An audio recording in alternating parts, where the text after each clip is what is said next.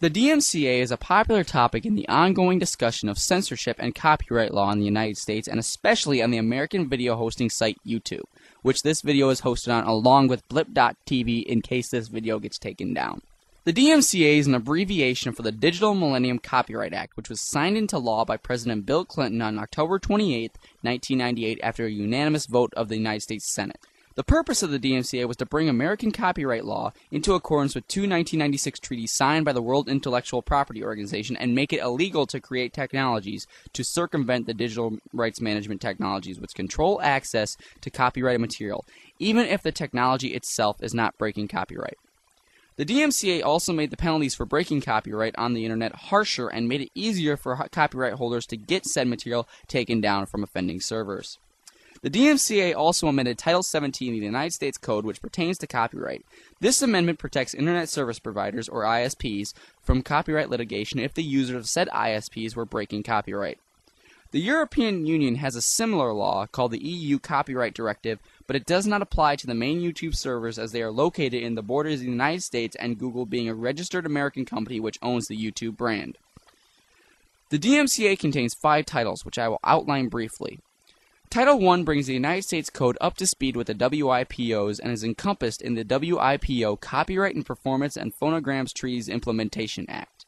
The second portion of Title I outlines the anti-circumvention laws which require that all analog video recorders have support for a specific form of copy prevention, commonly known as macrovision, built in.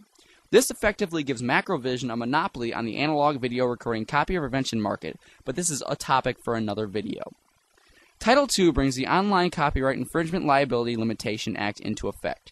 This act protects ISPs from liability if their users are filed against under the DMCA, but only if they adhere to the DMCA by promptly blocking access to the content in question. This is commonly shown on YouTube when a DMCA claim is filed and the video is immediately blocked to ensure YouTube is not liable for the content which could be breaking copyright laws. Title III ensures that those repairing computers can make temporary copies of files or content while repairing computers so that no files may be lost or damaged in the repairs. Title IV includes assorted provisions such as clarifying and adding duties to the Copyright Office, adding provisions to assist libraries with keeping copies of sound recordings, and more provisions relating to collective bargaining and the transfer of movie rights. Title V ensures copyright protection for certain designs and protection of original designs such as boat hulls. Before, they were not considered protected because they could not be separated from their function. See, people, this is why we need to read our laws. They're insanely fascinating. Now, the text does not seem that controversial, but 2 have sprung up in connection with the DMCA. One pertains to the anti-circumvention monopoly created by this act and the commercial organization Macrovision, but this does not pertain to the current YouTube argument on censorship, but I would like to revisit this at a later date. The act which pertains to this is in Title II, which outlines the Online Copyright Infringement Liability Limitation Act. Because of this act, YouTube has streamlined the DMCA claim filing so they are not liable for the breaches of copyright on their site. This came to the forefront when on March 13, 2007, Viacom sued Google, the corporate parent of YouTube, for $1 billion in damages due to YouTube's users uploading material owned by Viacom to the site. The lawsuit is still pending and is not expected to go to trial until later this year or 2010.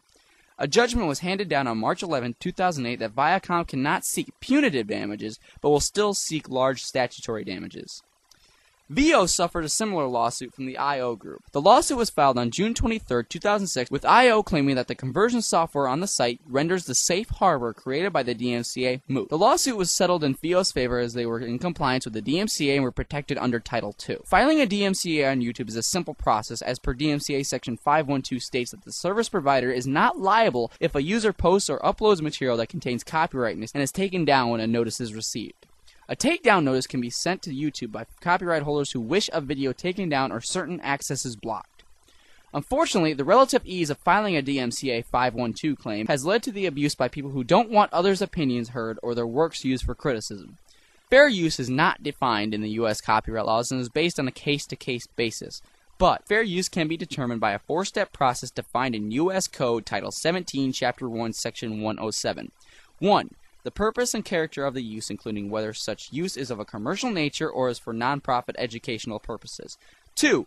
The nature of the copyrighted work. 3. The amount and substantiality of the portion used in relation to the copyrighted work as a whole. 4. The effect of the use upon the potential market for value of the copyright work.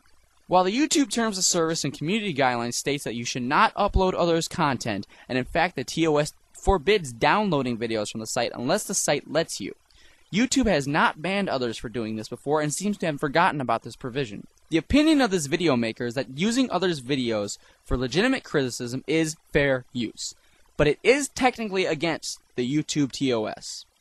Due to this, filing a DMCA against a video that uses your video goes against the law. The correct action, based on all legal research, is to contact YouTube or to flag due to DOS violation. This video maker does not support this action, though. Using the DMCA to silence critics of your video is a cowardly act, and also against the law. Fair use is still in effect, but if you wish to have the video taken down legally, the only way to do that is to go through YouTube, as it does violate the terms of service and can result in your account being suspended. As to that fact, I, the administrator of the DM and Colon channel, released this video into the public domain. I encourage everyone who wishes to upload this video to do so at no legal penalty toward themselves or their organization. All information in this video can be found on the sidebar and includes full text of the DMCA and copyright code from the Library of Congress at Cornell University's Legal Information Institute. I support free speech and fair use. For more information on the DMCA, follow the link to the Electronic Frontier Foundation on the sidebar. Support fair use. Support free speech.